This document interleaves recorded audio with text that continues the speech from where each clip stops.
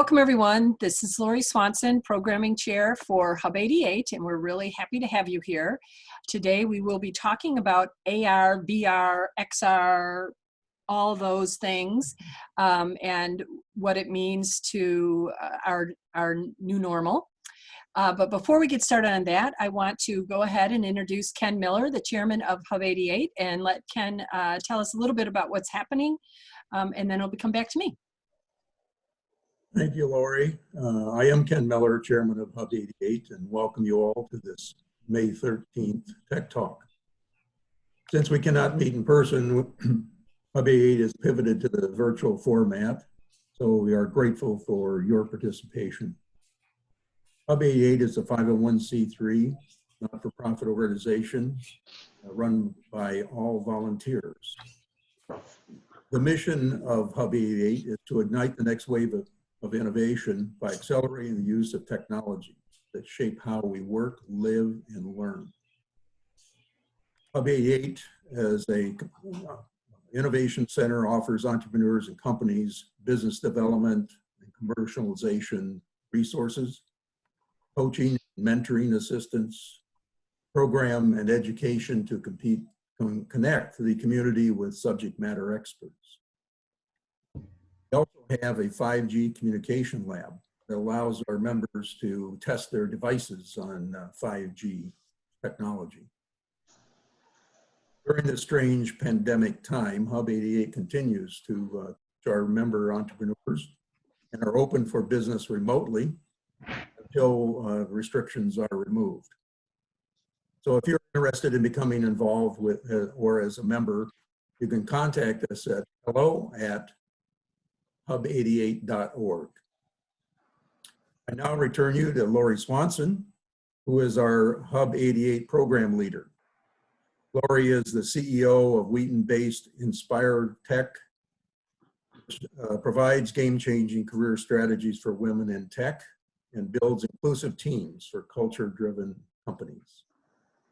So enjoy the education on AR, VR, and XR. Take it away, Lori. Thank you, Ken, for that nice introduction. And as we said, I help with the programming. I have a great team of people on the programming committee this year. We are going to knock it out of the park, even if we can't actually be in the same room.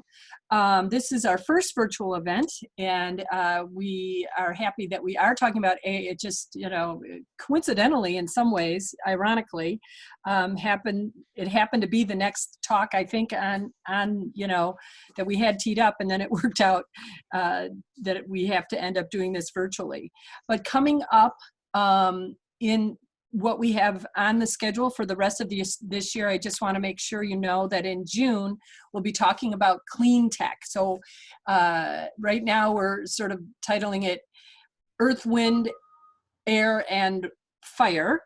Earth, Wind, Fire, and Water. But all those things that the way in which the world will be changing through technology and helping to improve our world through clean tech. So that should be really interesting. We do anticipate that also to be virtual, a virtual panel discussion. And then in July, we take July off to enjoy the warm weather and being outside. And then in August, right now, we are scheduled to do high impact health tech for better patient outcomes. And I'm not going to go into the rest of the calendar, but you can see that we do have a calendar set for the whole rest of 2020. And we always welcome topic ideas, speakers. You can email us at hello@hub88.org. If you do have those things, if you want to be involved in the programming committee, you can do Phil Hoffman, who sort of manages that for us, will forward the information on to me, and we'd love to have you join. And now I'd like to introduce Nancy Monroe. So Nancy will be our moderator today for the Tech Talk, and she is a member of the programming committee. She's on the advisory board. She's been with Hub88 almost since the beginning, I believe, and she has. We've been fortunate enough to have her moderate a couple of other, at least one other talk and maybe two. The thing about Nancy that I really admire is that she is a woman founder of an organization called Verbal Transactions, which is using technology to help companies improve the success of their call center employees and get them up to speed and be more successful more quickly. And so yes, she runs that organization, but she also is my go-to tech person. She gets tech. It's funny because I'm a technical recruiter, and I have been. I've owned a technical recruiting firm and do career coaching for women in tech for a long time. And people think that I'm the person to come to for technical questions, and I am not. I'm just telling you right now, I am not that person. So Nancy is. So hopefully I just didn't open up a can of worms, Nancy. You can also find her, you're welcome. You can also find her with her grandkids, having fun. And around the holidays, you might notice her dressed up as a nutcracker. She has a beautiful voice and often sings in choirs and, during the holidays, moving around, gracing us with the beauty of her voice. So let me now bring on CEO and founder of Verbal Transactions, Nancy Monroe. Wow, you're telling all my secrets now. I know, what can I say? You can count on me. You don't want to tell me anything. Yeah. Well, thank you, Lori, and welcome everybody. I wish I could, my energy, I'm usually a very high energy person, in this medium. So hopefully my energy is coming across, that how excited we are about our guest today and how excited we are about having our very first 100% virtual event. So today I'm going to introduce Scott, and then I'm going to start it off by asking a few questions to get going on the topic and the medium, but then Scott's going to transition to a couple of slides that he's going to share with us around what is AR, VR, VX, what's at a very high level, what the technology is that uses these technology platforms and how we get this. And then I'll take the floor back and we'll ask us some additional questions, and then we'll totally open it up for the audience as long as we want to go there. So let me first introduce Scott. So Scott Lynch is founder, hello Scott, of VOYRE, an immersive VR media company that helps organizations use technology to tell compelling human stories. Before spending all day in his headset or in Zoom meetings, he was a film director and producer for 15 years. His projects have screened at events around the world, winning numerous awards, including 6 regional Emmy Awards. So Scott, welcome to our Hub88 event. Yeah, thanks for having me. I'm excited to be here. Yeah, so let me start off by just kind of the elephant in the room and why we're all, in this medium having this event now. COVID-19, I'm sure, has probably accelerated awareness around this type of technology and, maybe force companies to rethink their strategies around using AR and VR. So, have you seen, an acceleration in the marketplace, or what kind of changes have you seen around this technology platform? Well, I've definitely seen a lot of interest from people that's kind of been building over the past year. People, different organizations that are interested in this technology, but usually don't know a lot about it. So there's been definitely an increase of people wanting to just essentially learn more.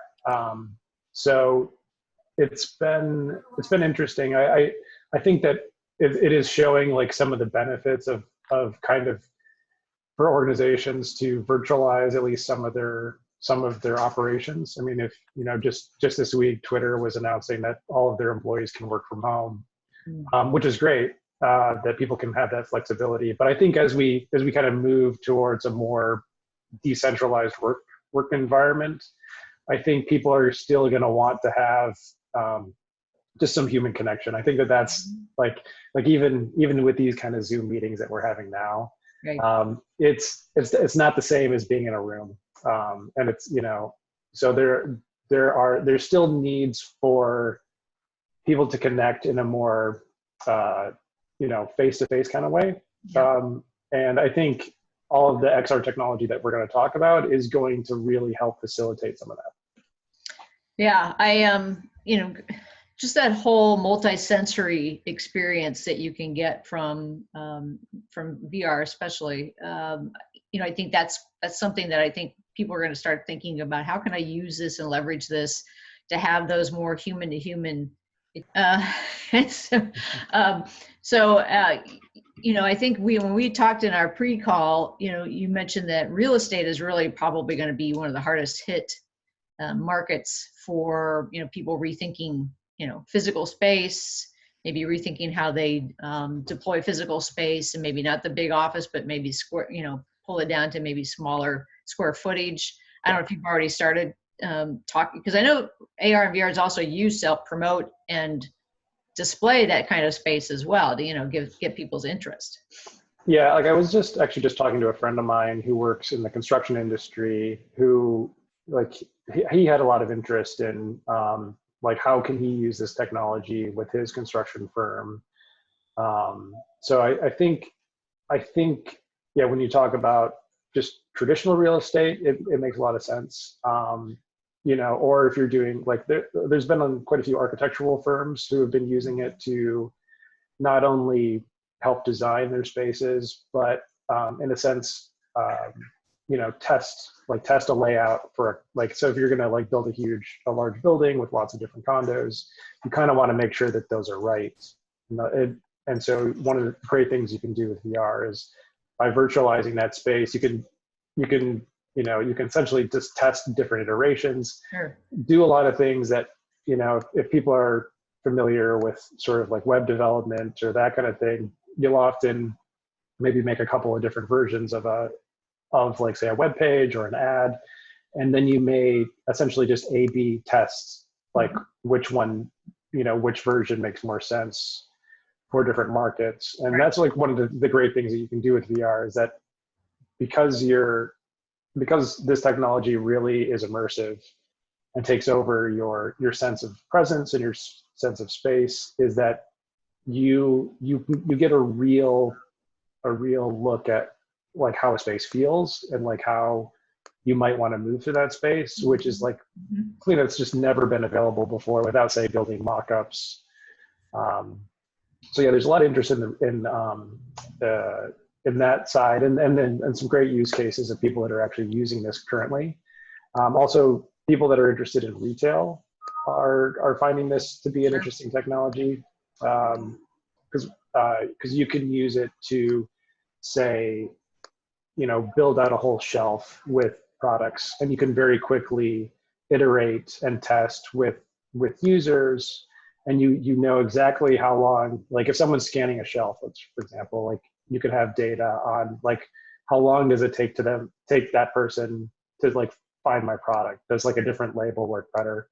So that's another big sector that I think should be using this technology if they're not already. Yeah.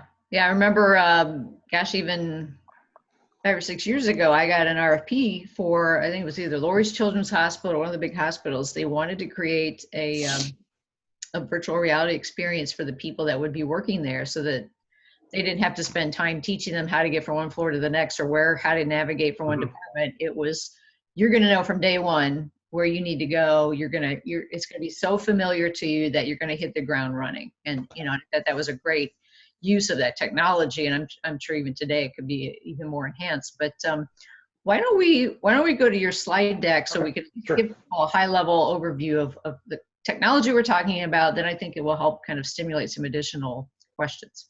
Yeah. Okay. So I'm just gonna share my screen. Okay. So yeah, just so for everyone on the call, just to give you a little background. So I run a company called VOYRE that mostly that really focuses on, like Nancy was saying, on helping organizations utilize XR, and we'll talk about that in a second, but use it to help achieve whatever their particular goals are for. I will preface this by saying that XR as an entire medium we're definitely on the earlier stages of this medium. It's only been around for a few years, so there are some current limitations to the technology, which I think anybody who's trying to deploy this tech should be aware of, so we can talk about some of those things. but it also has a lot of benefits. And I think a lot of people have found it to be a pretty useful technology that can be used in a variety of ways, depending on like what your market is, what your industry is, and whatever your particular goals are for. So just a little bit about us as a company. I don't know if you can see the whole screen there, but we mainly have four kind of main areas that we do work in. The first is sort of what I call products. So companies that have, you know, maybe they have a factory and they want to be able to show investors, well, this is what our factory actually does, but maybe it's in Bangladesh and they need, you know, it's hard to take people to Bangladesh to give them a tour of what they do. So that makes it a really good use case. Or if you have a product that's just hard to show, like we did a project for Panasonic showing some smart car technology, but they only have like one of these cars. So how do you show lots of people what this technology does? You know, one great use case is to use VR to kind of capture that experience so that people can kind of experience it more firsthand in a headset. The other big thing that we do a lot of work in is events. A lot of these are music-based events, but really anything where you might want to say give somebody some VIP access behind the scenes, or you want to, you know, like we've done some stuff for some music concerts where it's been completely sold out. So those are, you know, the events and entertainment industry, I think, has a way, like, should be thinking about leveraging this, especially with, say, COVID-19. People are not going to be able to gather in large groups for quite a while. But this is a technology that, you know, can help, you know, bring the communities of people that like these certain artists or these certain, you know, musical acts or certain events and kind of bring them together like in a live-ish kind of style thing. Another big area that we've started to do some work in that I think is really, really a great use case for VR is training. So we've done a little bit of work for a couple of consulting companies that want to use VR to train some soft skills. But you can use it for soft skills to teach people like maybe how to be aware of, say, unconscious bias, or we've seen some interesting, had some interesting discussions about potentially using this technology to train people in what sexual harassment is and like how that might impact, you know, so that people are more aware of what that looks like and also what they should, you know, like how should they respond or help if they see that. And then the next big kind of area is travel. And travel could be, you know, maybe you have a timeshare company and you want to show people like what all the different locations are. But we've also seen this used a lot for all three of these projects in our travel bubble were either nonprofits or they had some sort of goal with empathy. So we've shot several projects where people have wanted to show like, well, we do all this work, but it's in a really rural area. And we have a hard time showing people, like people on the ground, like what we actually do. So with VR, we can essentially capture what that experience is and then distribute it. So what is XR? XR is sort of what's most of us that are working in the industry, XR is kind of like the umbrella blanket sort of term that's used for kind of a whole spectrum of things. Some of the terminology is just, it's kind of developing. It's so new that there's kind of, people are still trying to figure out how to talk about this kind of content. But kind of the three major flavors of XR that are currently being used would be virtual reality. And so virtual reality is you have a headset on and you are not really engaging with the outside world. Everything inside is digital. So the avatars, if you see other people or other 3D 3D avatars moving around, those are usually being done by somebody else who's also in a completely virtual world, and you're interacting completely in something that's not real. The next kind of probably more familiar use is augmented reality. So anybody that has, a smartphone, if you use a Snapchat filter, that is something we would call augmented reality. Or if you played, the big example is Pokemon Go, where you have your smartphone and you're looking around the park.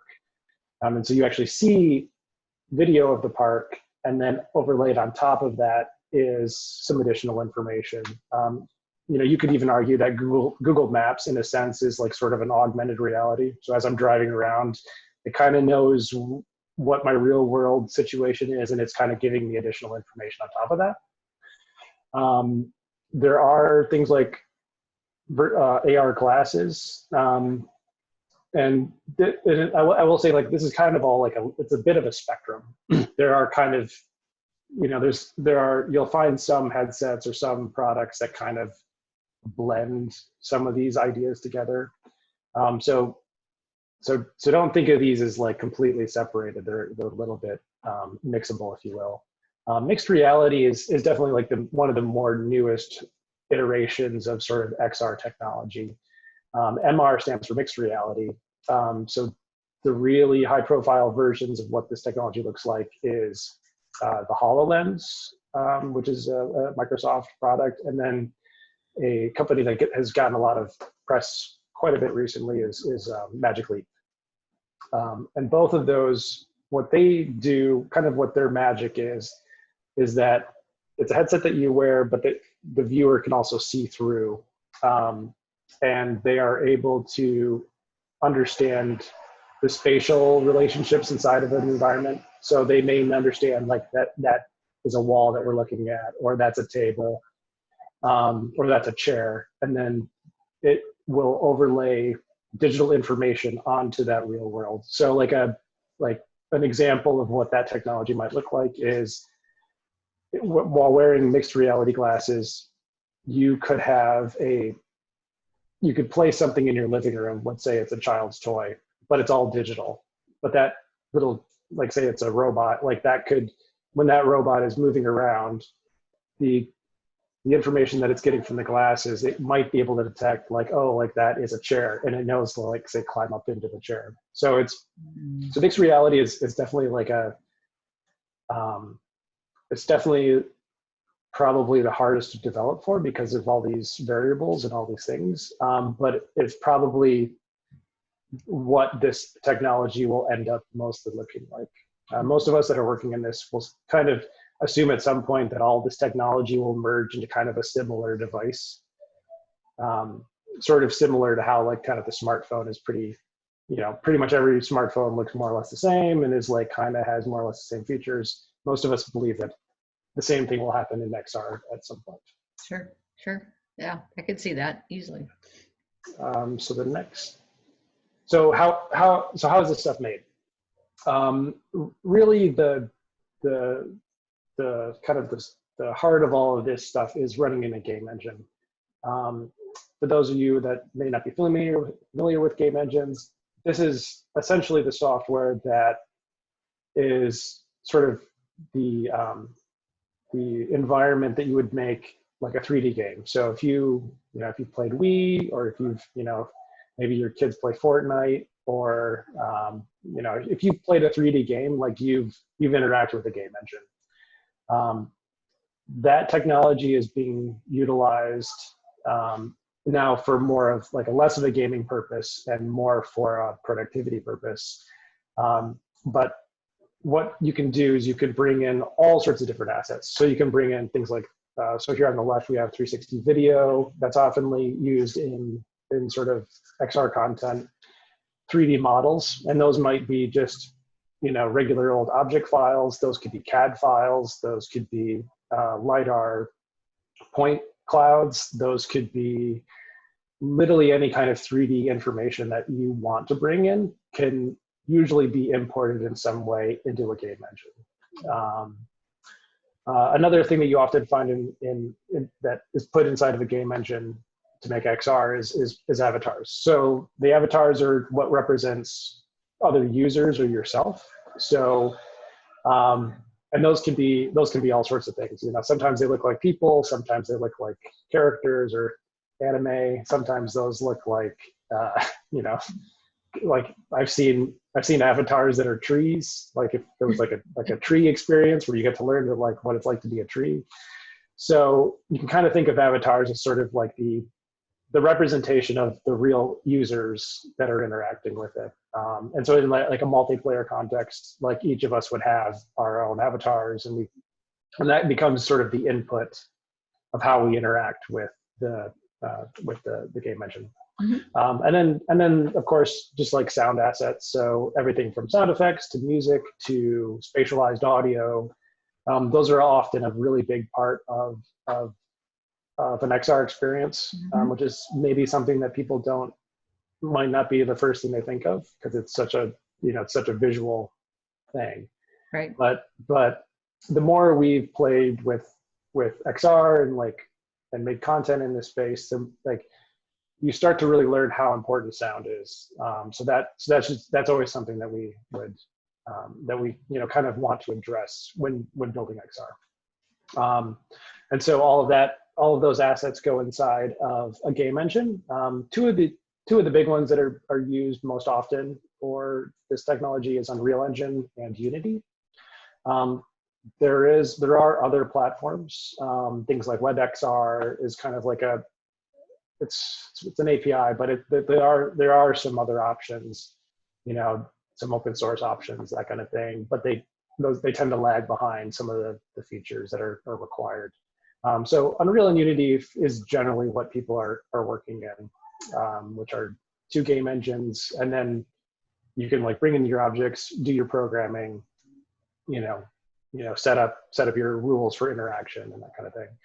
And then out of that game engine, then you can sort of target the format that you the XR format that you're intending. Sometimes you can reuse a lot of the same stuff to target different platforms, but it kind of depends. Like you can usually use a lot of the same assets, but like kind of the way you want to go about it is different. So virtual reality headsets, they kind of look like that at the top. They're completely enclosed. You're kind of in this whole other world.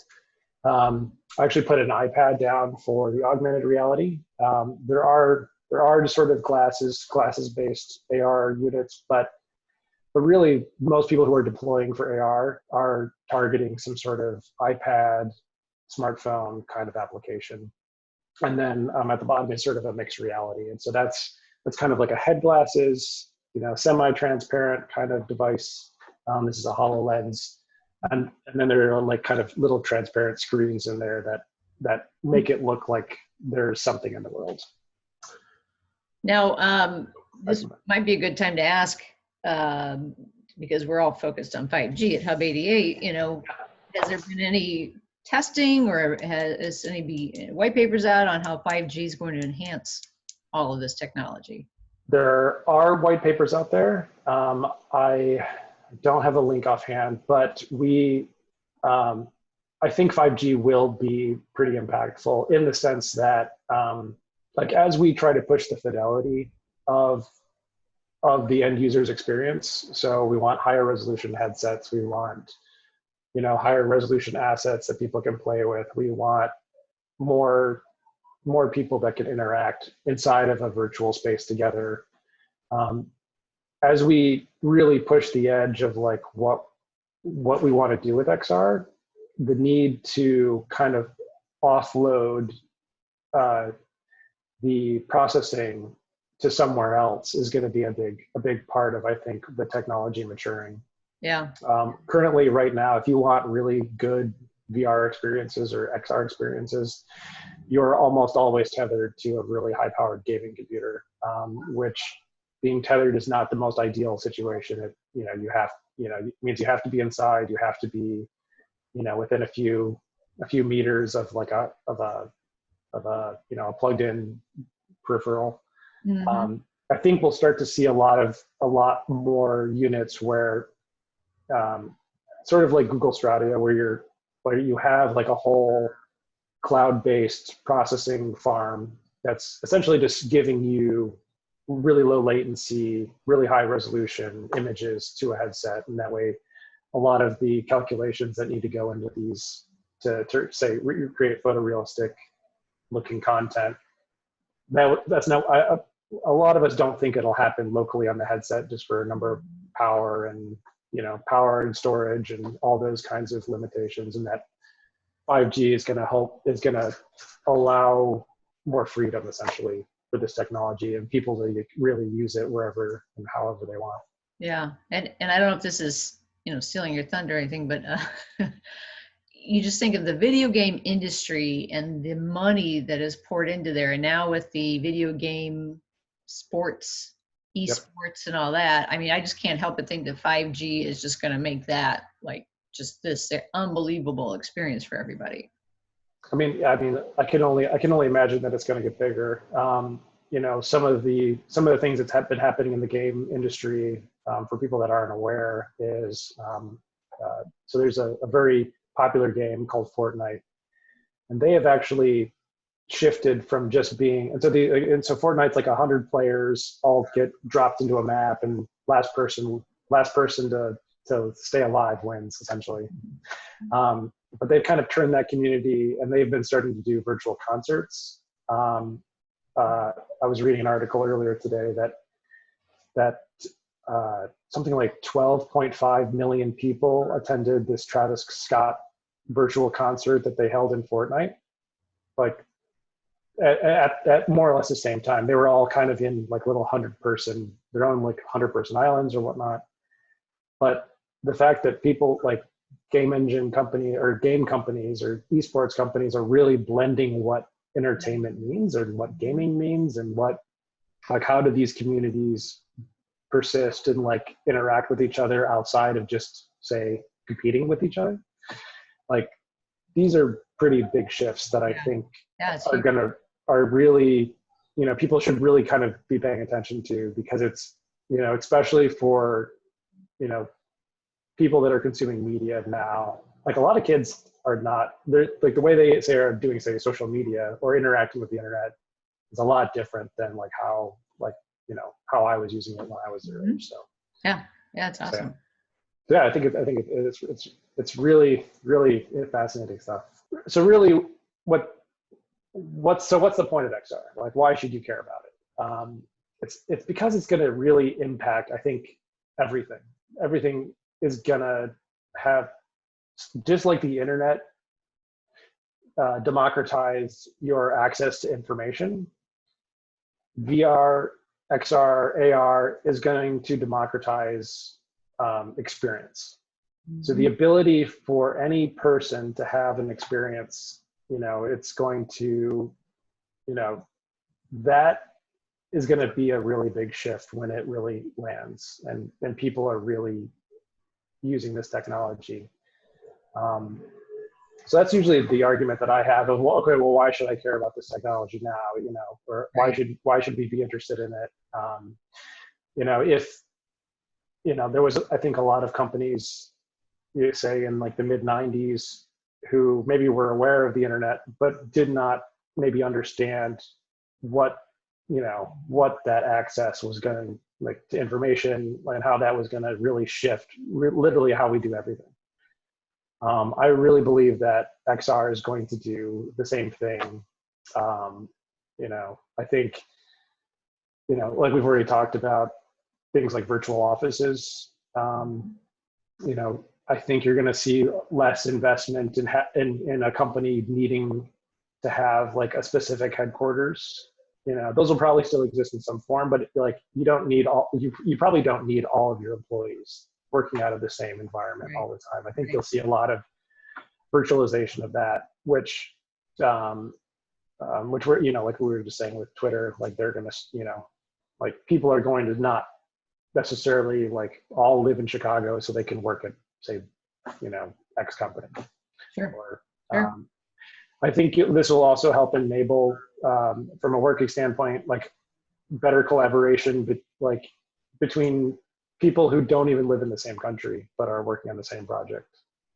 You know, you'll have the same ability to sort of sit in a virtual office with somebody, talk about whatever project you need to, and then you can immediately move to a completely different virtual space to interact with somebody else. Yeah, I have to say about, gosh, 1995, I worked for a company that did video conferencing, and they actually set up rooms in Hilton's where a table was pushed up against the wall, and they were projecting a screen that was life size.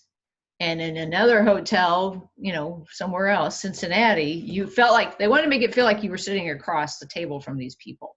Yeah. That you could almost reach out and touch their hand, but that needed a huge pipe, you know, a big ISP connection to do that.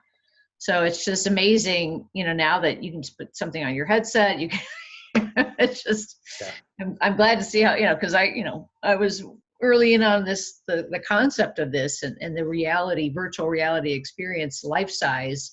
So it's, you're right. I mean, from a real estate standpoint, there's a lot of use cases around, you know, I mean, I think we talked about museums, you know, you can go see a museum and get that museum experience without having to go to the Louvre and get on an airplane these days to go see it.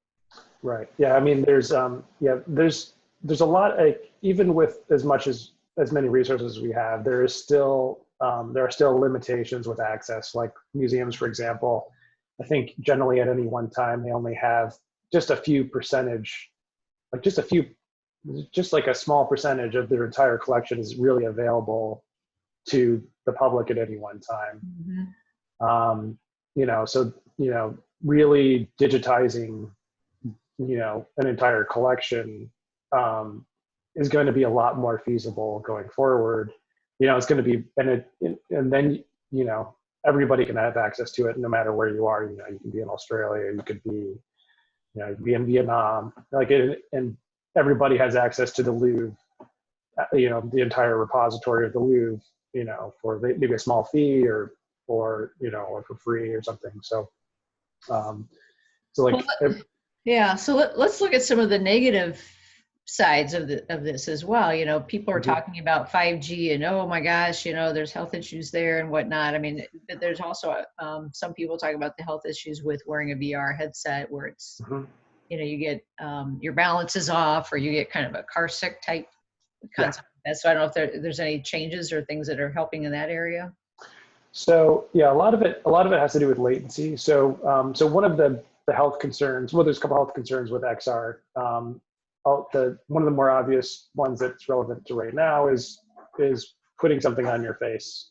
You know, so in a public setting, you know, the sharing of just headsets is probably not something that people are very comfortable with. Right.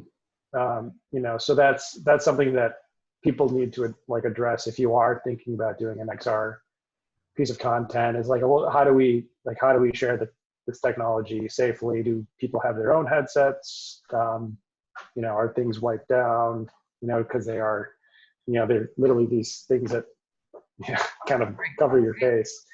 You know, we've been talking with a few companies that do UVC, which is like UV light, and you kind of put that into a box. So you put the headset into like a UV box, and you close the door, and it basically just blasts it with high-powered UV light, which breaks down the DNA of viruses and bacteria and that kind of thing. Kind of what would use for sterilizing medical equipment. So there's, you know, so those are kind of like maybe the physical aspects of it, of say using this technology that, you know, you might want to think about. But the other one is sort of what we call simulator sickness, or which is similar to motion sickness. And what the reason that will happen is, so it happens more in VR when you have a headset that's taking up your entire peripheral vision, is when the frame rate drops, or like if your head moves, but the visual, what you see in the screens, if that's if there's too much latency there, and I believe they have to keep it under, they want like at least 60 frames a second, ideally closer to 90 frames a second of the screen refreshing. Wow. And so the higher refresh rates, the less people will have issues. Because essentially what happens is like your visual cortex and your inner ear, like if they get out of sync, then your body thinks that you are poisoned and then wants to throw up. And it's like an old biological response that that you kind of have to be aware of. So usually, and so as of right now, because a lot of people don't have, they've maybe never tried a VR headset before. I would, generally, if you're someone who gets a lot of motion sickness, say in a car, that might be a consideration.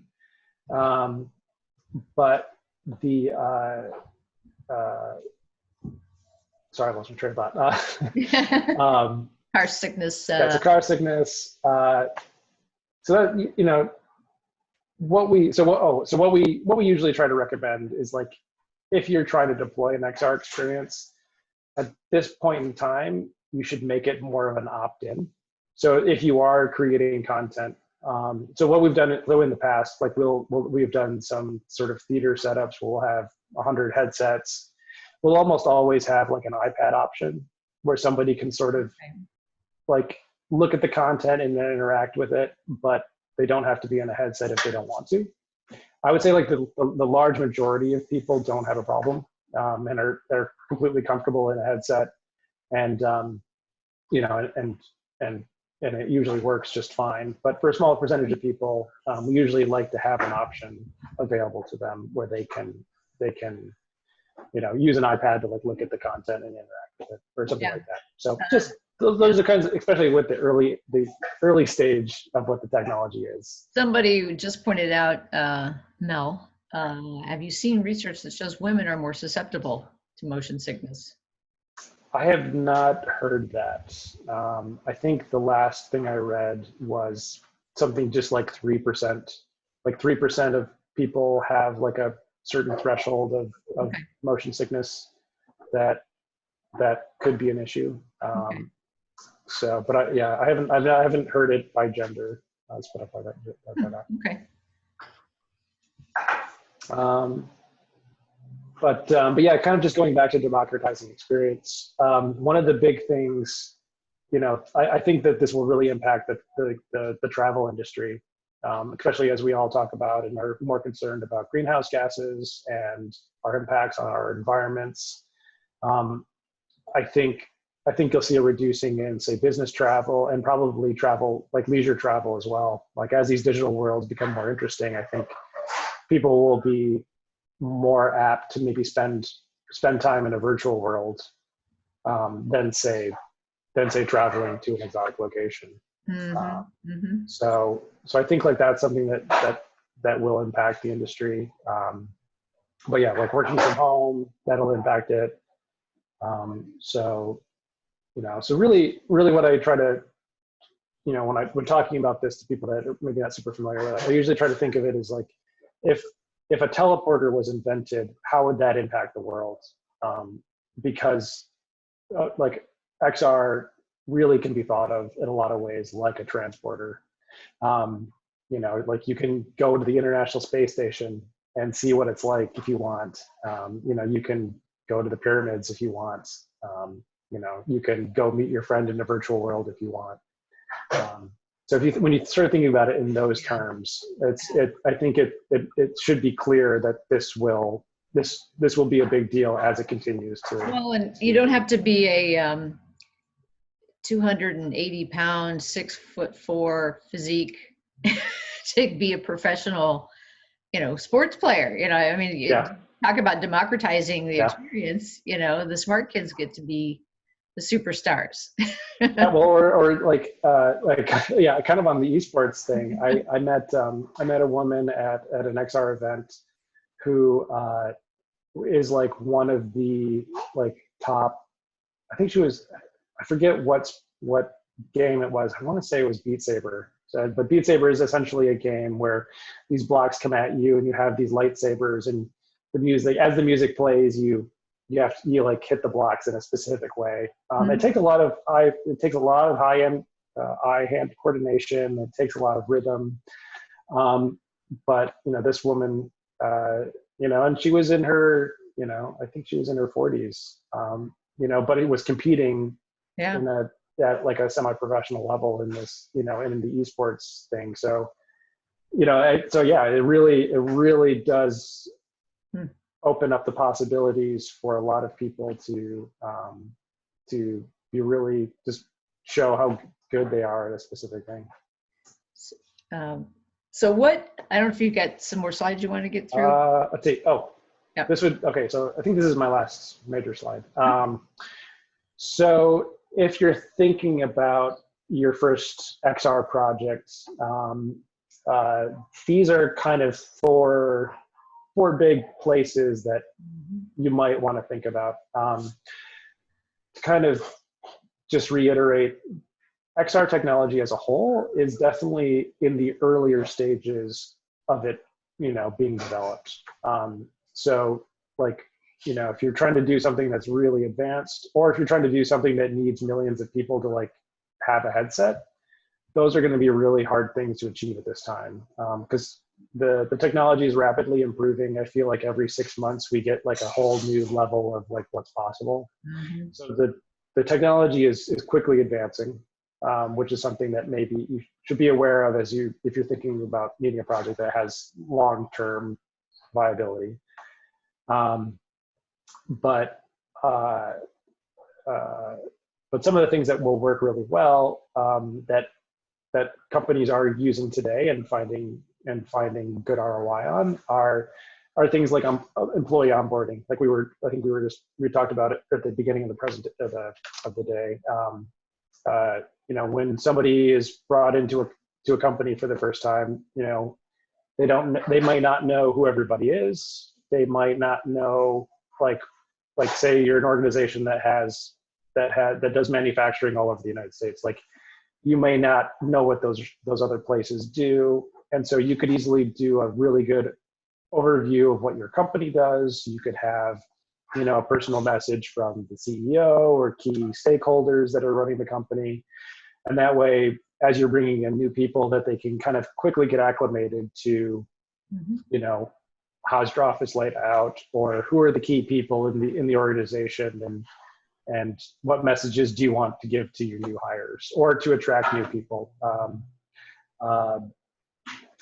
Another big category would be facility tours. So we've done a lot of work for companies that have, say they have a factory, or they have like a really complex manufacturing process where they may have, 5 or 6 different steps within how they make their end product. And, we did some work for a company that they wanted, they're looking for new investment. So they'll have these shareholder meetings, and they used to just like take their potential investors on this tour, and it would take like 2 days, because like all the facilities are spread in a kind of a larger geographical area, and that, it's expensive. Some people have to fly into a specific state. You have to house them, and you can do meetings and like other things, but they really wanted a simple way to show people who come into their office, like, this is what we do. Or they wanted to use this for trade shows, so that people could quickly get a sense of what they do and how they do it, and why they should be a company that's worth investing in. So things like that, it's super great use for. Things for training, both hard and soft skills. We've been doing a little bit of certain stuff with soft skills, where people can be in maybe hard, like maybe difficult environments. There's a good example of for example, Verizon has used this for teaching people what to do in the event of a robbery. Like, maybe you're closing out for the night, and so that's like an experience that, no company wants their employee to have to face. But if in the unlikely event that it does happen, they also want you to respond in a way that like keeps everybody safe, that doesn't, Right.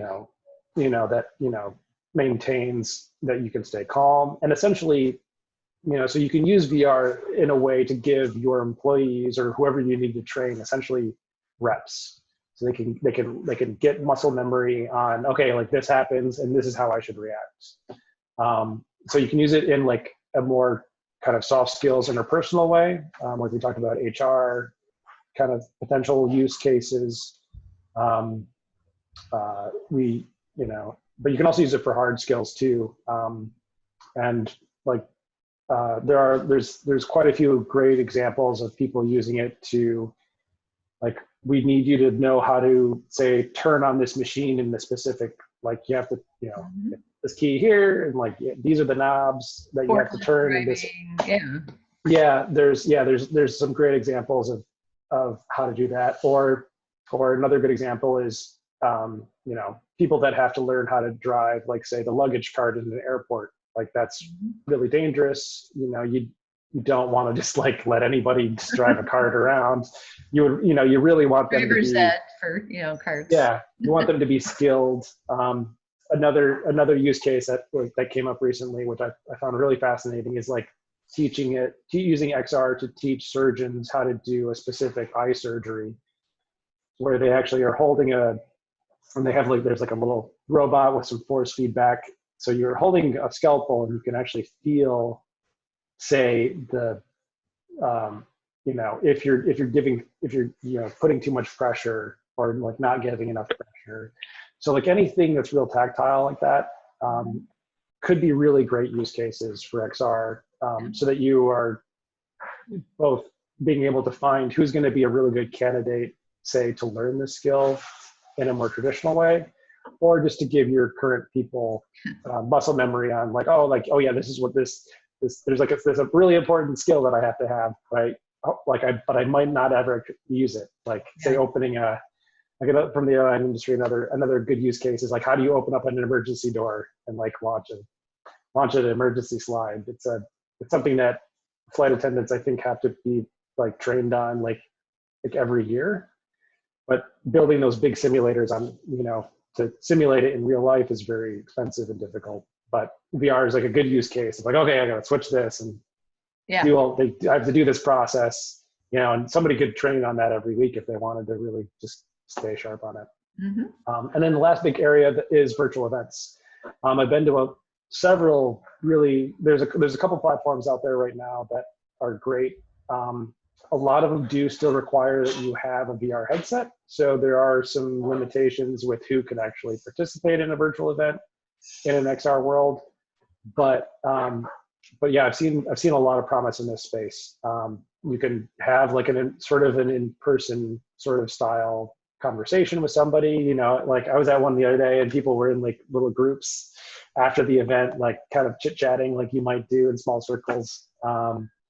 So there's a lot of potential for virtual events, especially like as everything in revolving live events at this point is sort of having to go virtual, just like we are today. So, right, exactly.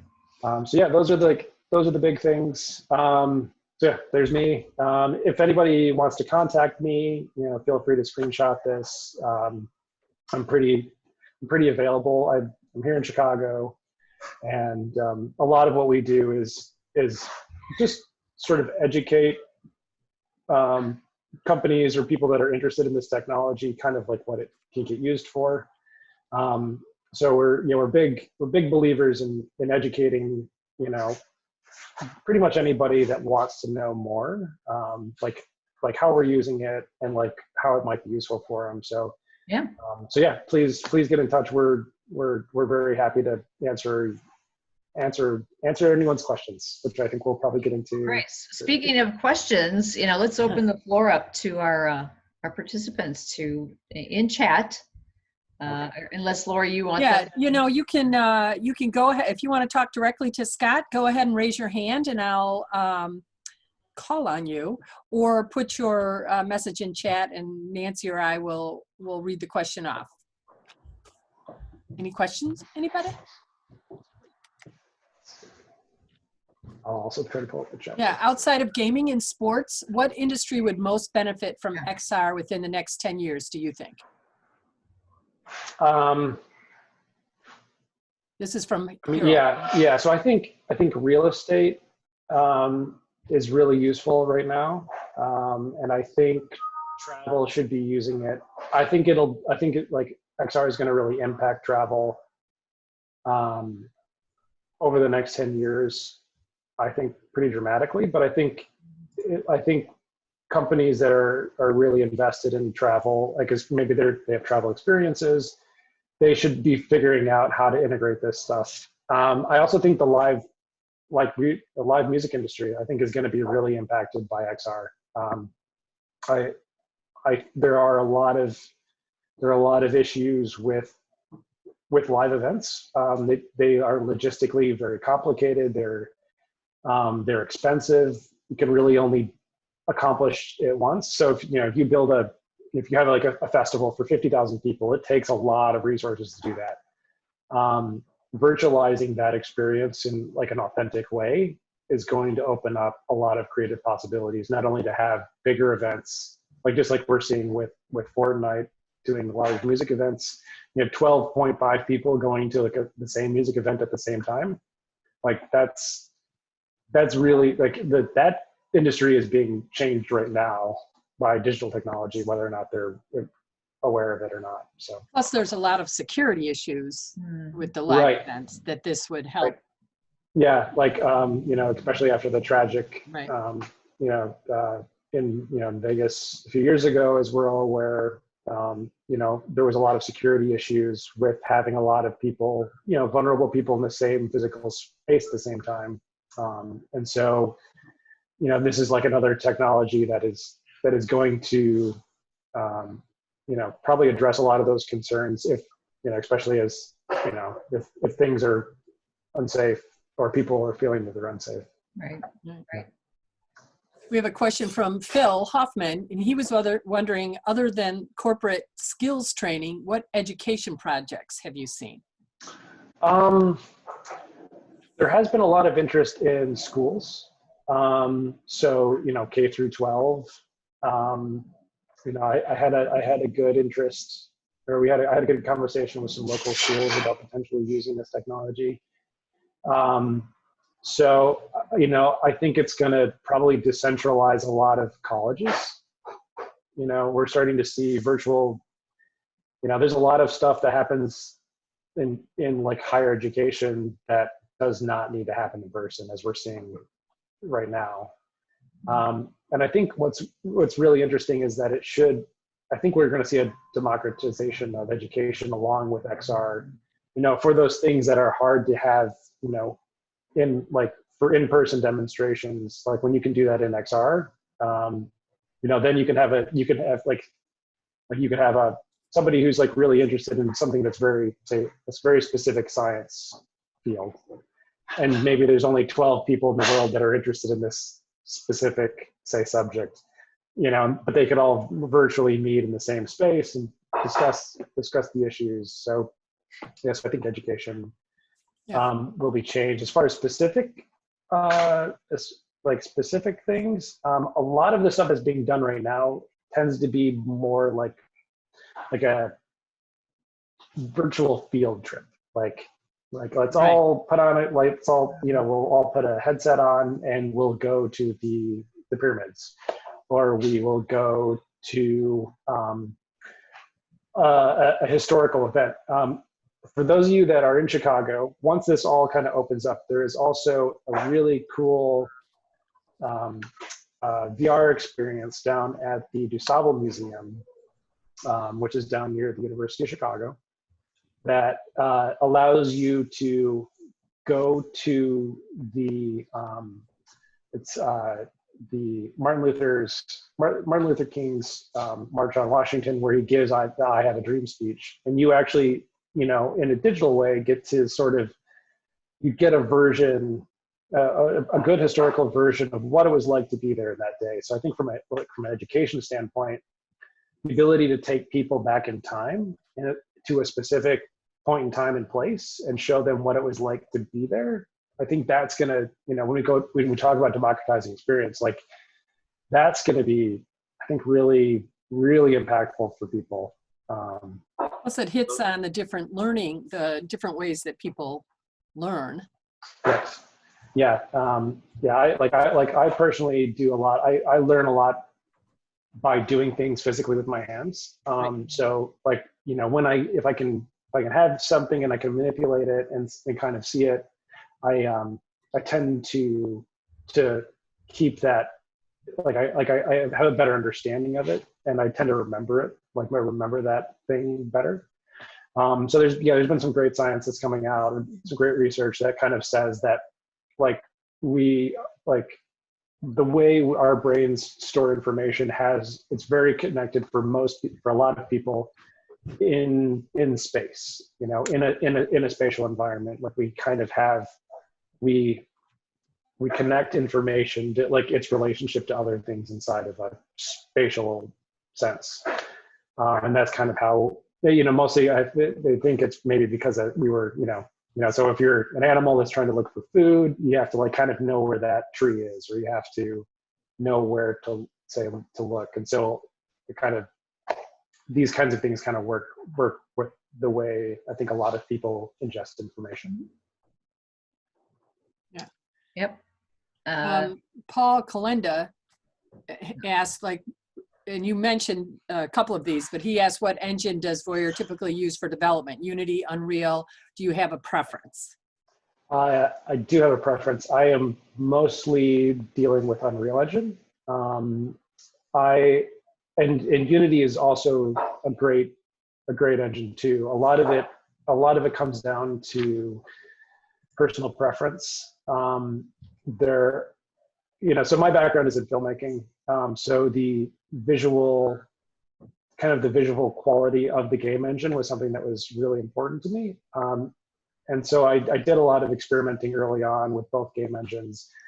And I had a better, to get the results I wanted, I found those easier and more intuitive in Unreal. So that's the reason I use Unreal. But if you want to use Unity, it's also good, especially if you're a programmer. I've heard from a lot of, so I don't have a programming background.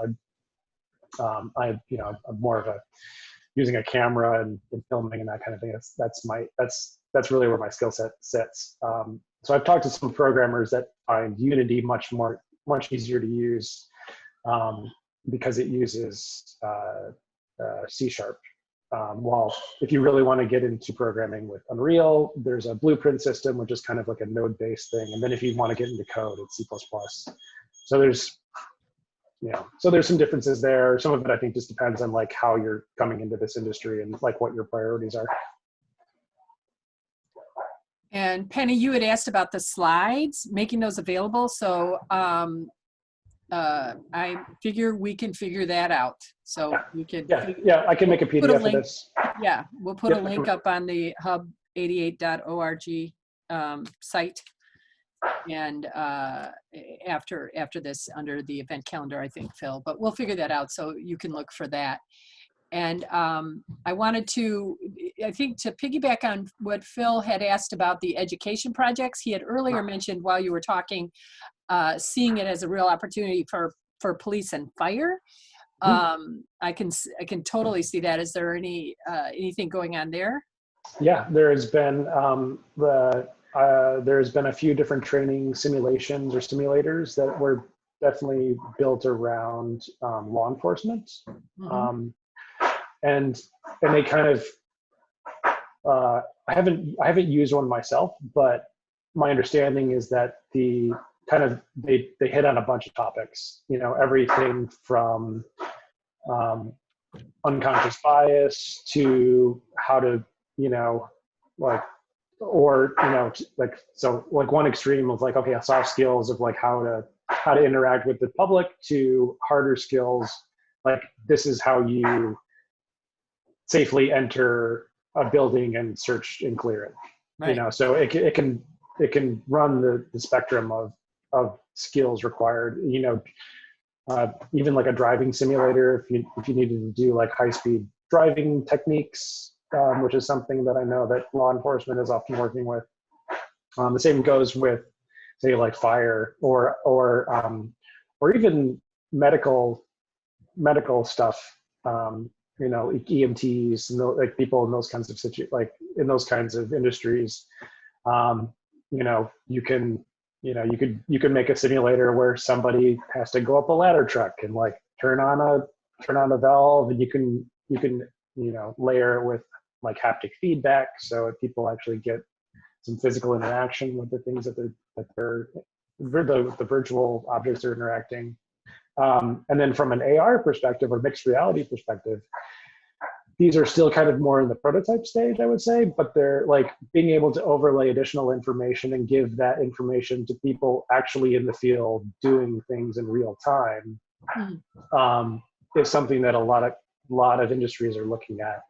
You know, say if you're a fireman, you know, having a pair of glasses that may be giving you additional information about, like, oh, there's, you know, you're like overlaying some thermal information so you can really get a better sense through the smoke how things are, like what it is you're looking at.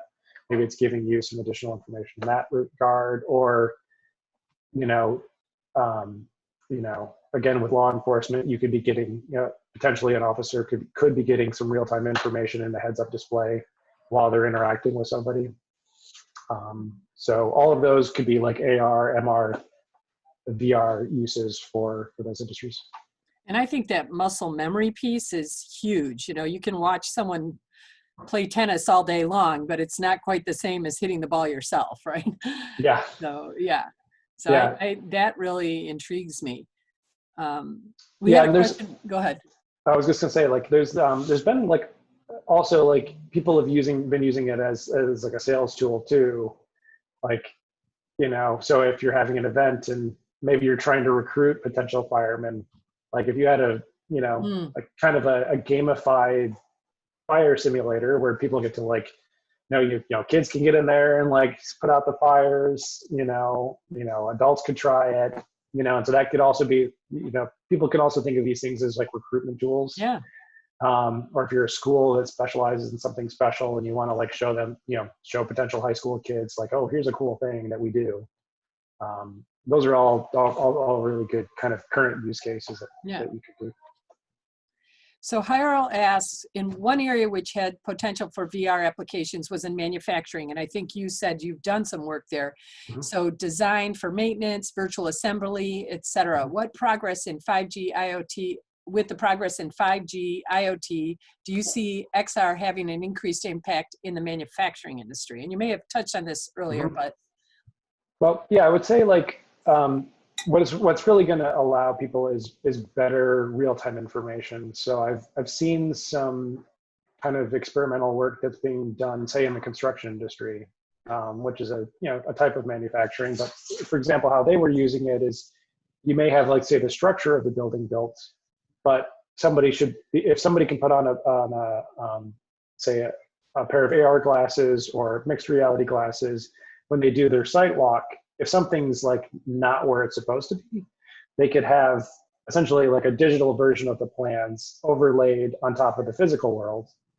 And you could immediately be like, oh, that pipe is like a foot off of where it should be.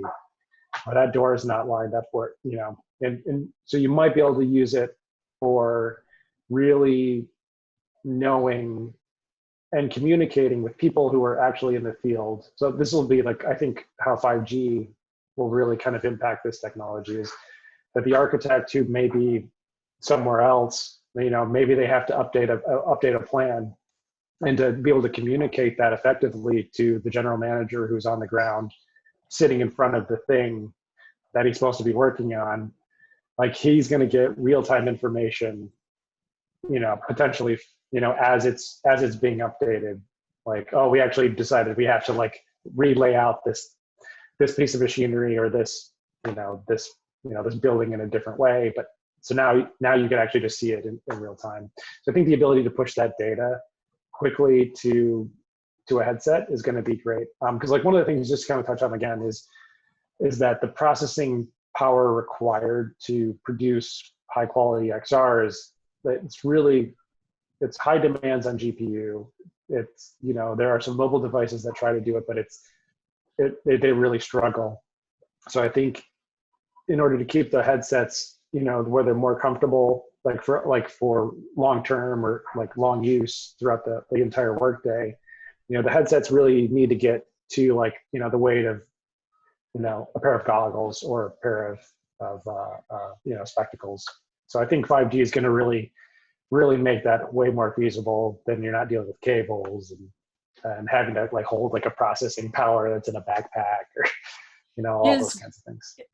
Are these products, so I have a client who does computer vision, they use satellite and ground level and aerial imagery to gather all kinds of data points, and then they use that to do predictions on the risk of, let's say, insuring a building. Mhm. And so then they can tell you specific data around the condition of the roof, the structure, materials, and all kinds of different things. Mhm. Are you adding to our big data pool that's out there? I mean, is there data that's being gathered that then will be used in a different way? I think it's probably a little early on for that to be like, I don't really feel like it's being done right at this moment, but I think it'll be definitely a part of the big picture. Like one of the things that gets talked about a lot is the ability to kind of be like all the people that are using this, like either AR technology or VR technology. Like if we're all wearing headsets, is there any reason, I mean, potentially you could be like, everyone could be scanning their whatever is around them in real time. And you would have essentially this real-time updated map of the entire world that would just get refreshed every time somebody walked down a street. So there's a lot of discussion that, and we're talking, I think, a fair, 20 years in the future, but before it maybe gets to that point. But obviously there's privacy concerns and lots of things that should also be discussed. We haven't discussed that, but actually something that I feel like we should touch on is that one potential misuse of all this technology is you'll have a lot of biometric data from anybody that wears a headset, and people, there are going to be companies that start collecting that data as part of, in part to like improve the experience of XR. But I think that there should be a lot of discussions about the privatization of people's data. Like, if I know that like if you're in a headset and you move a certain way, like, you could potentially be revealing medical information that you might not want to reveal, right, like in how you move, or like, and maybe there's potential to get medical treatment, say, for an issue, but like also maybe you don't want your employer knowing that you have like a certain issue, so there's a lot of things around data privacy, which is starting to be talked about more, which is great, but I think should also definitely be a discussion of XR, like especially like if you're doing a training simulator and you're a company, like, and you're getting a lot of data on your employees, like there should be discussions about what is necessary to be captured, inside of these environments, and just, dealing with it in an ethical way, I guess. Yeah. And so like both users and developers and people that want to use the technology should all make sure that they're just discussing those bigger issues as they come up. Good. Now we have a question. Sam, I'm not forgetting to ask your question, but this one is related to what we were just talking about, that Rena had asked. So I'll bring it in now and then I'll go back to you, Sam.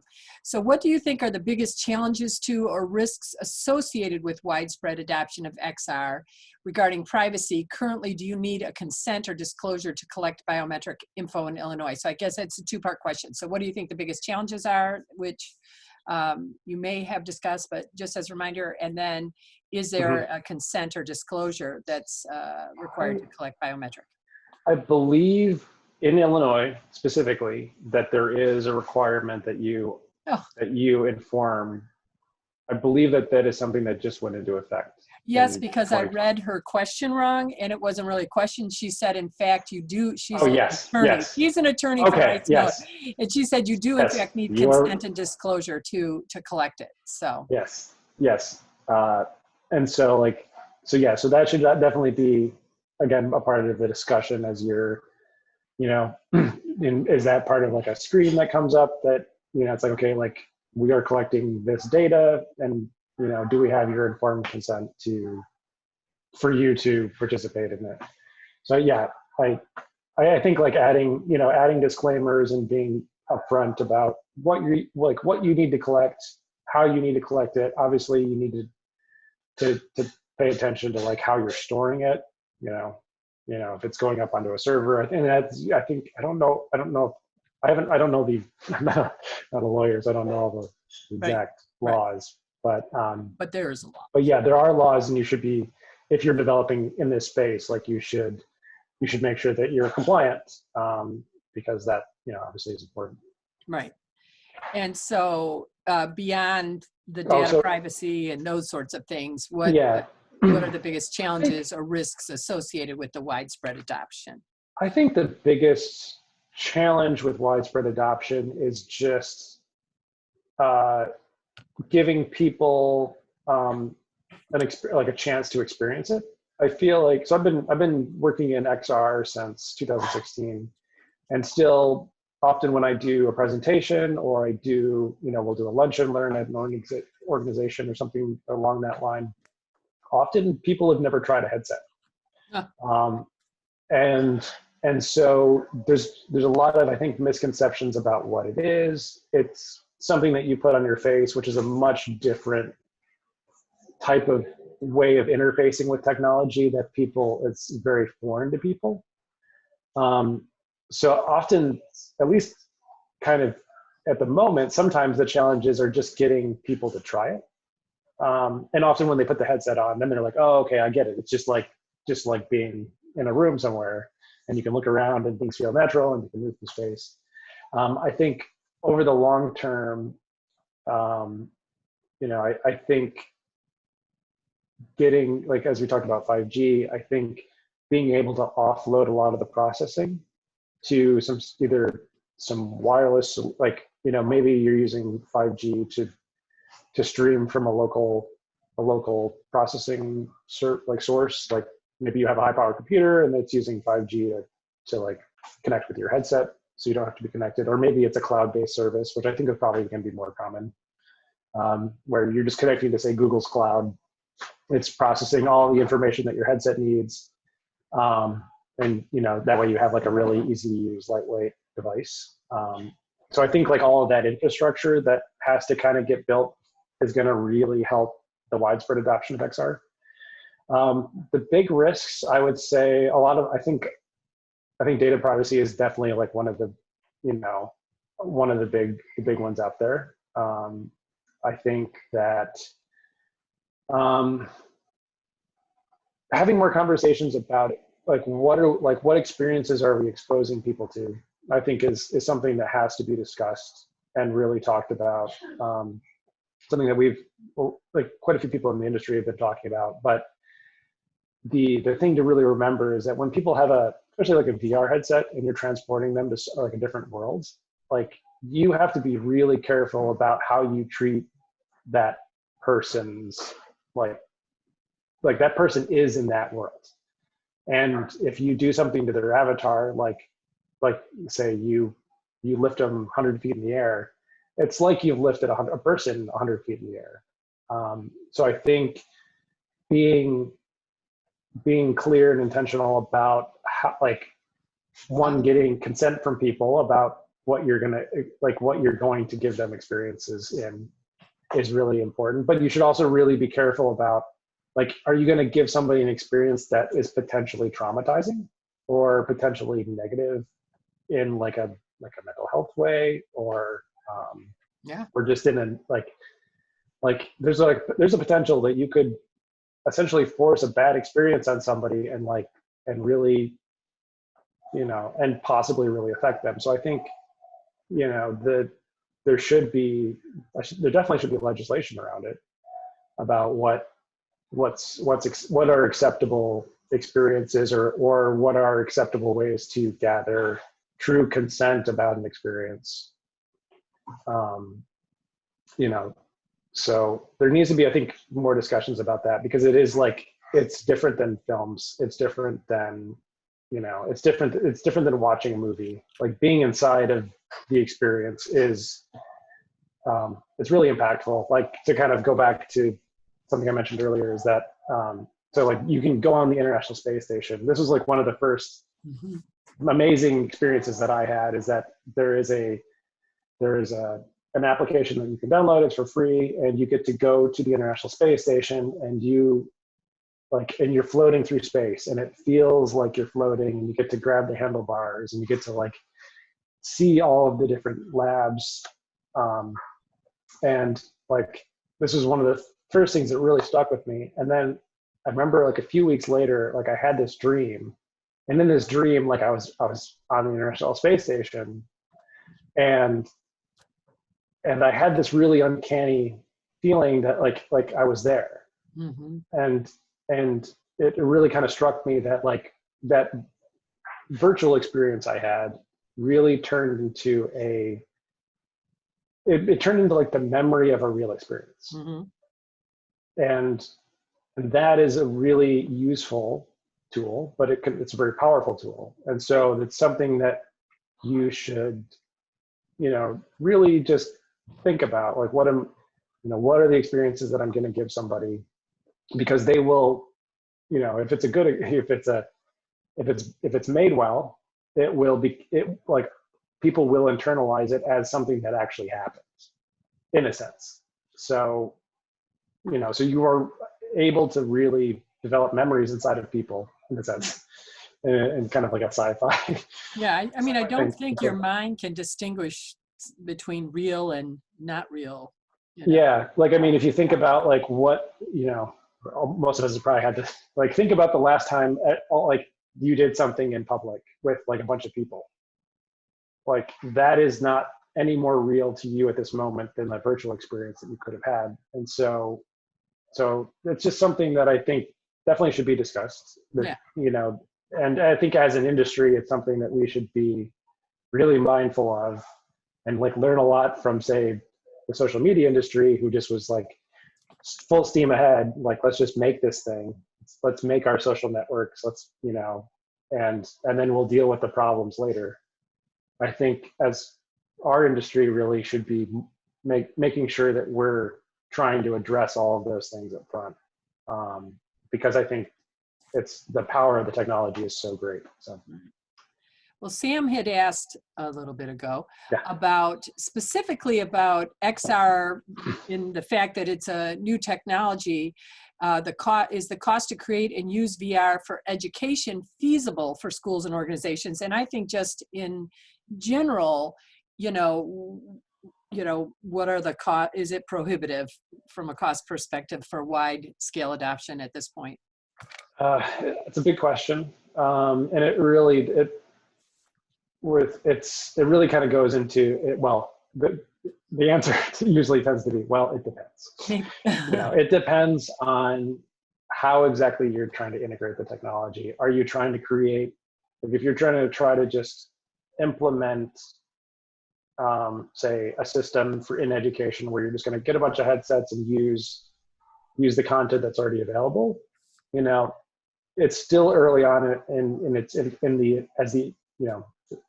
far as content, there is quite a bit of content. Is there enough to like teach an entire like subject matter's worth of stuff? No. So it's like, I would kind of say, like, if you wanted to create like your own experience for a school, it would really kind of depend on what it was. You might have to, because like develop your own VR app, if you will, can be pretty prohibitively expensive. I mean, we're talking, the same costs that it creates, that it would be to, like, say, create a game. You're kind of looking at a lot of the same types of costs and a lot of the same types of production. So, so I think that it really just kind of depends on what you're trying to do. Here, I got one actually right here. See, can you see my video, or?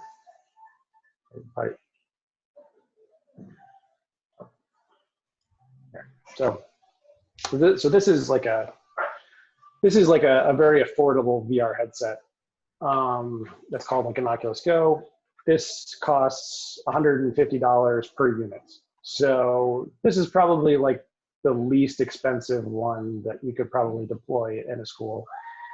So I don't know what the school is, you know, how many headsets they would need, if you need a lab. So if you wanted to create your own curriculum, like that could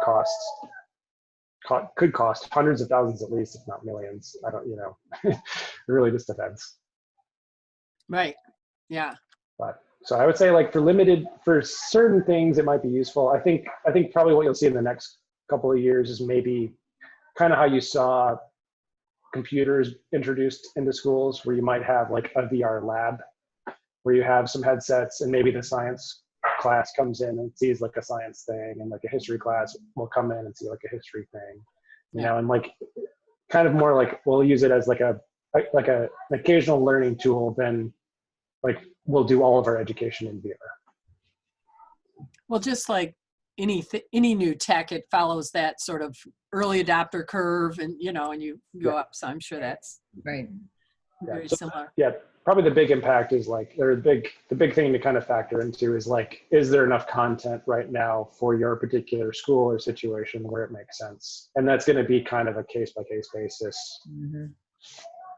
Yeah. So the best advice I would have is like, if you're thinking about that, is to just get a headset, see what's available, talk with your teachers about it, or your administrators, and just see if that makes sense at this current moment. Mm-hmm. Good. Any other questions out there? My question is, Scott, what is one thing you want to do through, you know, XR that you haven't done yet? Like experience that you're looking for, or a place you want to visit or something like that. So one of the things that I really want to do is have more social experiences in VR, which is essentially very similar to like a multiplayer game. A lot of, because XR is sort of difficult to develop and is becoming easier, but still has challenges, is that a lot of the experiences you have are really individual. Like you often are sort of just you, and you get to go through a world and play with stuff, but it's really the opportunities to do an experience with somebody else there's not a lot of those right now. So I would love to just explore a virtual world with somebody who's like a friend of mine, you know, you know, if we could just both go to the same world together and just like play, like I think like that would be really fun. So I think like sort of social experiences like that is something that I'm looking forward to having more of. And you know, like I have this a friend of mine started playing, a friend from high school started playing Minecraft, which is just kind of an open world game where you can build stuff. And he was texting me one day and he's like, oh, like, you got to like get this game. And I was like, I don't know if that's really my thing. Like, you know, isn't that like for kids or whatnot? But he's like, no, it's not even about like don't even worry about like, it's not about like trying to play this game. It's just like us hanging out virtually. So he actually got a bunch of friends that we had from high school who I haven't seen in forever. And certainly haven't like hung out with in any kind of substantial way. But we all sort of logged in to like his Minecraft server, and you know, we built a roller coaster, and we're just kind of like hanging out and just playing, but doing it in this kind of central virtual world. And I think like doing something similar like that, but in VR, would just be that much more interesting and that much more special. Yeah, I think there's, you know, we see it now, even when Facebook came out, and then you start connecting with your, like you said, your grade school friends that you haven't seen. And there's something about that community building that tech did that I think it sounds like it would be really fun to get all my college girlfriends and go to Paris together, you know, or something like that's what I wouldn't be building, you know, a roller coaster. I'd probably be going to Paris. Yeah, but it could be Paris, and then maybe there's zombies, you know. Uh-oh. It's like, you know, like, I'm down with that. I would do that. That's and like as a group, you could fight some zombies for half an hour, and then be like, oh, okay, let's actually get some lunch. I like that.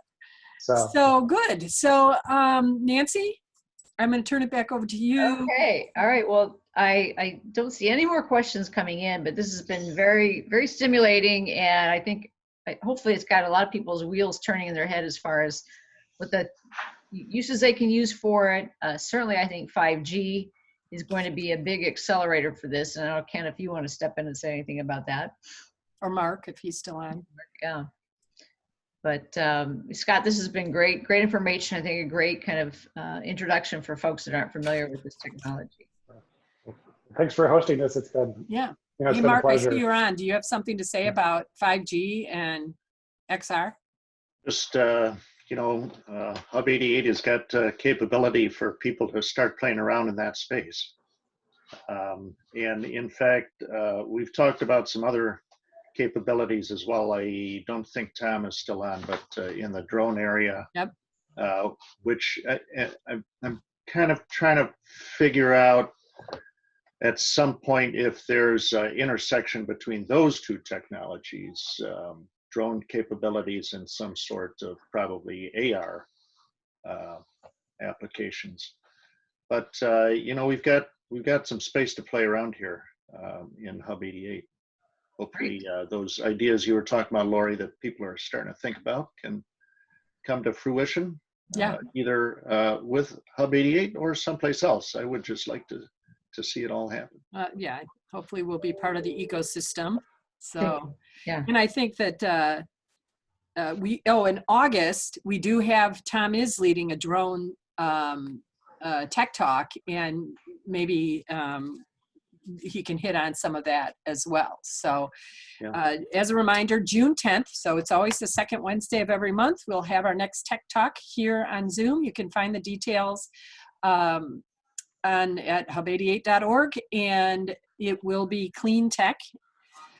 Thank you so much, Scott. Thank you, Nancy. Really appreciate it. Was just really fascinating. As a mother of a gamer, I'm interested to see and continue to stay on top of what the heck he's doing in his world. And I really don't know what he's doing. So anything could be happening. He could be ruling the world as far as I know. Yeah. So thank you everyone so much. I'll put the recording up. Penny, I will remember Scott's going to send me the slides.